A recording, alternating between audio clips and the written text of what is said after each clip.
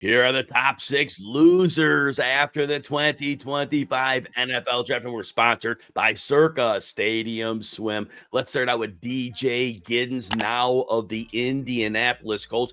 Giddens was one of my favorite running backs outside the top 4 in his class. His testing at the combine was excellent.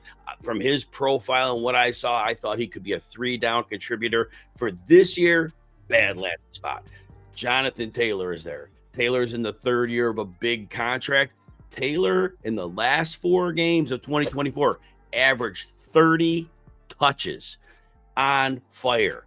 So, first of all, Taylor's not going to cede many touches, so Giddens probably is very lightly used. However, there's a little bit of a silver lining. If Taylor misses time, Giddens may step in. Long term, Taylor may not be back, but in the short term, this is not a good landing spot for DJ Giddens. Anthony, who do you got? Yeah, Luther Burden is one of the more disappointing fantasy football landing spots coming out of the NFL draft. He's stuck behind DJ Moore, Rome Odunze, Cole Kmet. They even added Colston Loveland, and they're all going to be locked into roles. Now, Burden's best shot, possibly winning some reps in the slot under Ben Johnson. And we know Ben Johnson worked wonders for Amon-Ra St. Brown, but make no mistake about it, it's going to be an uphill climb for early fantasy relevance for Luther Burden. Next, Jalen Royals, Kansas City Chiefs. And who doesn't love playing with Patrick Mahomes? But here's the deal. First of all, let's start out with Royals, though. I was very high on him all draft season. Speed, could play on the outside, he could play in the slot. I really saw him as a difference maker. But again, back to Mahomes, that's not the problem. It's a depth chart. Rashee Rice, Xavier Worthy, at least for this year, Hollywood Brown. It's going to be very tough for Royals to see the field. Now, Rice and Worthy are going to be long-term fixtures, so Royals at best is hoping down the road for a number 3 role. But if Hollywood Brown has a good season, who's to say he doesn't stick around for a few years? So again, the best you can hope for Royals is that Brown isn't back in 2026. But for this year, bad landing spot for Jalen Royals.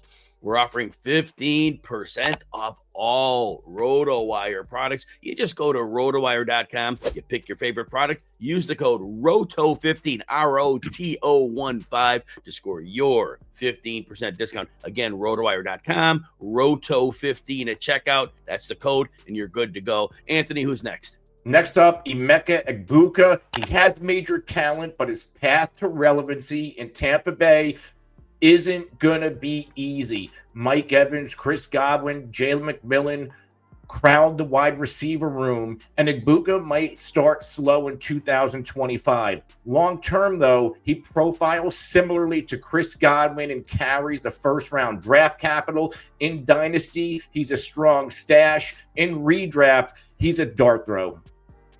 My next player is Tyler Warren of the Indianapolis Colts. Warren was projected by many to be the best tight end in the rookie class, and he definitely projects to be at least a slot possession receiver as a tight end, and maybe more.